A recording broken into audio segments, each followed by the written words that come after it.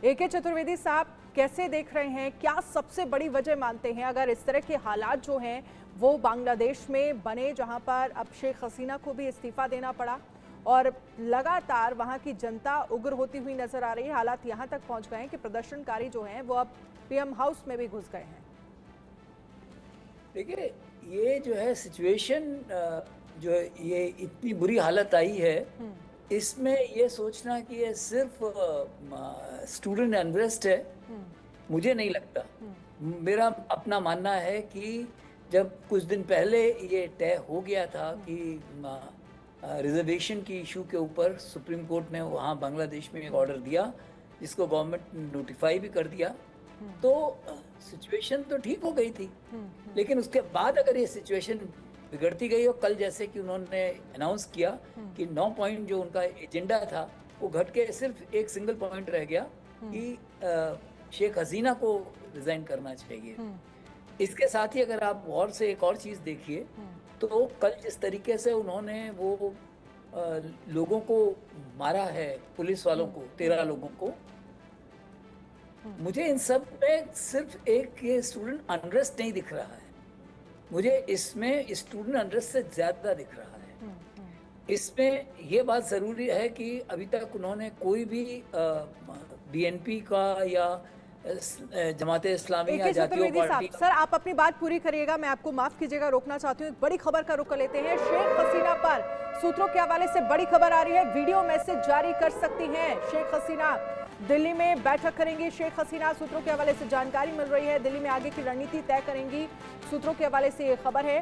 बांग्लादेश उच्चायोग के बाहर सुरक्षा कड़ी कर दी गई है और जो जानकारी साफ मिल रही है कि लगभग 5 बजे तक शेख हसीना जो है वो दिल्ली पहुंच सकती हैं और फिर दिल्ली आकर बांग्लादेश उच्चायोग के बाहर सुरक्षा क्योंकि बढ़ा दी गई है तो बांग्लादेश उच्चायोग में ही वो जाएंगी और फिर बैठक कर सकती हैं और यहाँ से एक वीडियो मैसेज जो है वो जारी कर सकती हैं। लेकिन इन सब के बीच दर्शकों को एक बड़ी जानकारी भी दे देते हैं कि आखिरकार ये हिंसा की जड़ जो है वो पूरा आरक्षण विवाद है। आपको बता दें कि बांग्लादेश 1971 में आज़ाद हुआ और इसी साल से वहां पर 80% कोटा सिस्टम जो है वो लागू हो गया था। बाद में कई बार बदलाव हुए, 2012 में इसमें आखिरी बार बदलाव हुआ, तब 56% कोटा था। इसमें स्वतंत्रता सेनानियों के बच्चों को नौकरी में 30%, पिछड़े जिलों के लिए 10%, महिलाओं के लिए 10%, अल्पसंख्यकों के लिए 5% और 1% जो है वो विकलांगों को दिया गया था। 2018 में 4 महीने तक छात्रों के प्रदर्शन के बाद हसीना सरकार ने कोटा सिस्टम खत्म कर दिया, लेकिन बीते महीने 5 जून को हाईकोर्ट ने सरकार को फिर से आरक्षण देने के आदेश दिए। कोर्ट ने कहा कि 2018 से पहले जैसे ही आरक्षण मिलता था उसे फिर से उसी तरह से लागू किया जाए। इसके बाद विरोध प्रदर्शन जो है वो शुरू हो गया। सरकार ने इसे सख्ती से कुचलने की कोशिश की, लेकिन ये और तेज होता चला गया। इसके बाद बांग्लादेश के सुप्रीम कोर्ट के सरकारी नौकरियों में 56% आरक्षण देने के ढाका हाईकोर्ट के फैसले को पलट दिया गया। आरक्षण को 56% से घटाकर 7% किया गया। इसमें से स्वतंत्रता सेनानियों के परिवार वालों को 5% कोटा और एथनिक माइनॉरिटी, ट्रांसजेंडर और दिव्यांग को 2% कोटा दिया गया। सुप्रीम कोर्ट ने कहा कि 93% नौकरियां मेरिट के आधार पर मिलेंगी। सुप्रीम कोर्ट के फैसले के बाद छात्रों का गुस्सा कम नहीं हुआ, वो शेख हसीना के पद छोड़ने की मांग करने लगे और फिर स्थितियां यहां तक पहुंच गई कि अब शेख हसीना को अपना पद छोड़ना पड़ा। और अब जो खबर सामने आ रही है कि लगभग 5 बजे तक यानी कि 20-25 मिनट बाद वो दिल्ली पहुंच जाएंगी, यहाँ पर एक बैठक करेंगी और उसके बाद वीडियो मैसेज जो है वो जारी कर सकती हैं शेख हसीना। AK चतुर्वेदी हमारे साथ बने हुए हैं। AK चतुर्वेदी साहब, सबसे पहले आप अपनी बात पूरी करिए, उसके बाद हम आगे बढ़ेंगे। देखिए, जैसा मैं कह रहा था कि मेरे अंदाज से इसमें कुछ ऐसी ताकतें भी हैं जो कि बांग्लादेश के बाहर से भी हैं। हाँ।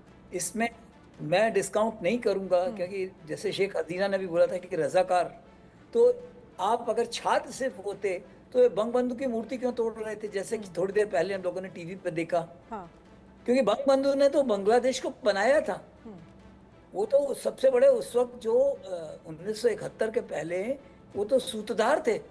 तो इसलिए मुझे क्या लग रहा है कि इसमें ये स्टूडेंट मूवमेंट जो है ये इसमें जिसको कहते हैं कि घुसपैठ हो गई है ये बाहरी ताकतों की, और जिसकी वजह से ये 1975 जैसी सिचुएशन पैदा होने वाली थी। तो इसलिए शेख हसीना अगर वहां से आ गई हैं तो ये अपने आप में एक बहुत अच्छी सी बात है।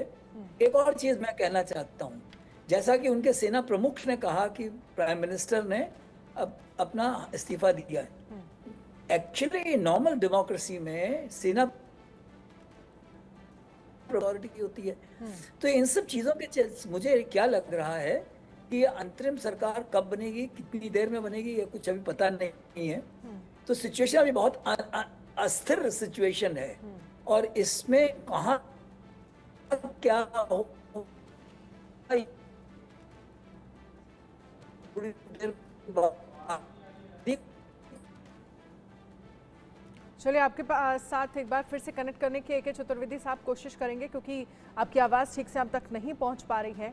लेकिन जिस तरह की स्थितियां बांग्लादेश में बनी है, इसके पीछे का सबसे बड़ा कारण जो है वो आरक्षण है। आरक्षण को लेकर जो 5 महीने पहले कोर्ट का वहां पर फैसला आया, उसके बाद लगातार छात्रों की नाराजगी और नाराजगी यहां तक पहुंच गई कि छात्र जो हैं वो शेख हसीना का इस्तीफा मांग रहे थे। शेख हसीना ने इस्तीफा दिया। AK चतुर्वेदी साहब हमारे साथ बने हुए हैं, लेकिन आप जिन बातों का जिक्र कर रहे हैं AK चतुर्वेदी साहब की, ये जो स्थितियां बनी हुई है बांग्लादेश में, इसके पीछे बाहरी ताकत है। सिर्फ और सिर्फ छात्रों का ये प्रदर्शन नहीं है, वहां के पूर्व सैनिक अधिकारियों का भी साथ मिला है, जिसके बाद प्रदर्शन इतना उग्र हो गया कि वहां के जो पूर्व सैनिक हैं वो अब सेना को समझाने लगे कि आप लोग जाइए, ये आपका मामला नहीं है, ये सरकार से जुड़ा हुआ मामला है, छात्रों के हक की बात है। और क्या लग रहा है, कौन सी बाहरी ताकतें हैं जिनका इन्वॉल्वमेंट हो सकता है? विपक्षी पार्टियों का भी साथ कहीं ना कहीं मिला है, तभी शायद ओवरनाइट की बात तो है नहीं, 4, 5, 6 महीने से लगातार हालात थे और शायद वहां की सरकार यानी शेख हसीना सरकार ये अंदाजा नहीं लगा पाई कि हालात इस तरह के हो जाएंगे। देखिए, एक तो जब ये जो उनका सुप्रीम कोर्ट का जो एक ऑर्डर हुआ है जिसकी वजह से वो 56% को रिजर्वेशन को घटा के 7% किया गया, उसमें देखिए सबसे ज्यादा नुकसान किसका हुआ? फौज का नुकसान हुआ। फौज या जो एक्स फौजी हैं उनका नुकसान हुआ। तो जो अभी आपने बात कही कि एक्स जो वेटरन्स हैं उन्होंने वहां ये बोला कि पुलिस से, और पुलिस को तो उन्होंने कल मारा है, पुलिस तो उनके निशाने पे थी। तो फौज भी जो है, ये मुझे लग रहा है इतना है कि ये सिचुएशन इतनी थोड़ी कॉम्प्लेक्स है।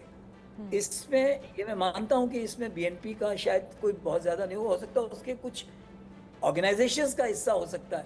जातीय पार्टी का जैसे था, जो कि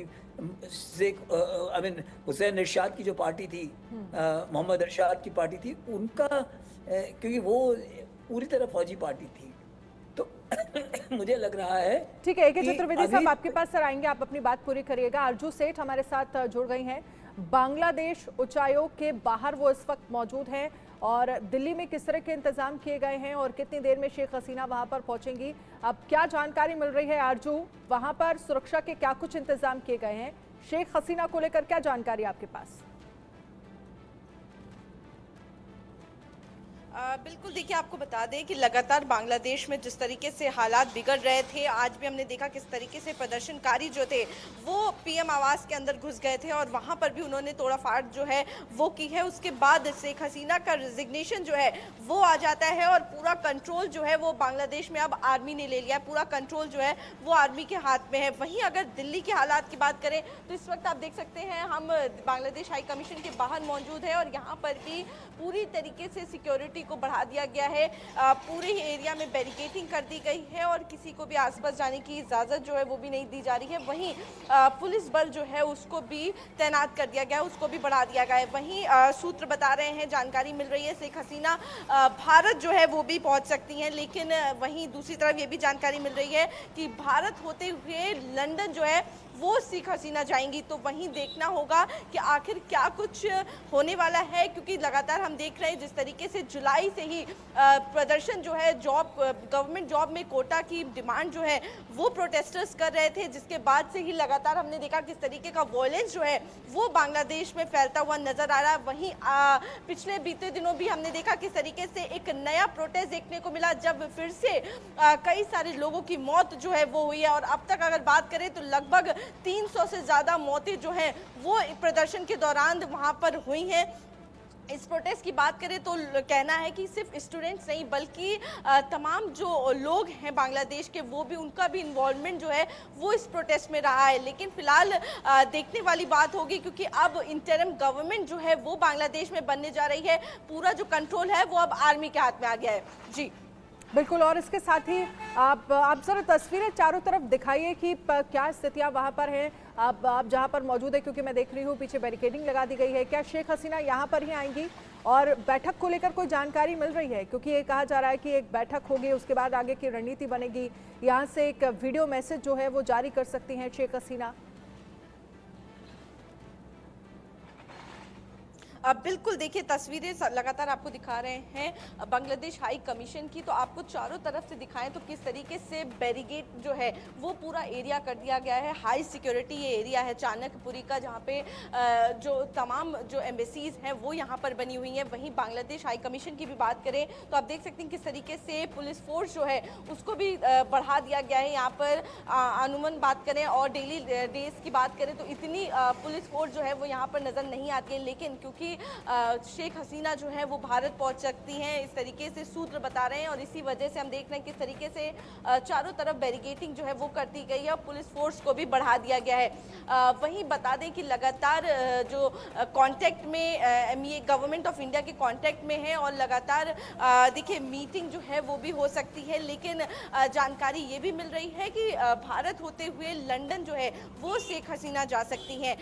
तमाम ऐसी चीज़ें हैं जिस तरीके से वहाँ पर लगातार प्रोटेस्टर जो है वो शेख हसीना के रिजिग्नेशन की डिमांड कर रहे थे, और इसी प्रेशर जो है वो काफ़ी बढ़ता चला गया, जिसके बाद शेख हसीना ने अब रिजाइन जो है वो कर दिया गया है और वो भारत जो है वो पहुंच रही हैं। नई दिल्ली जो है वो पहुंच सकती हैं और यहाँ से होते हुए वो लंदन भी जा सकती है। फिलहाल अगर बांग्लादेश हाई कमीशन की यहाँ पर अगर बात करें तो पूरे सिक्योरिटी अरेंजमेंट जो है वो कर दिए गए हैं कि आखिर हो सकता है शेख हसीना जो है वो यहाँ पर भी पहुँचे, और इसीलिए अगर आप देखें तो फोर्सेस को बढ़ा दिया गया है पूरी तरीके से। पूरा एम्बेसी एरिया जो है उसको जो बैरिकेड जो है वो कर दिया गया है। जी।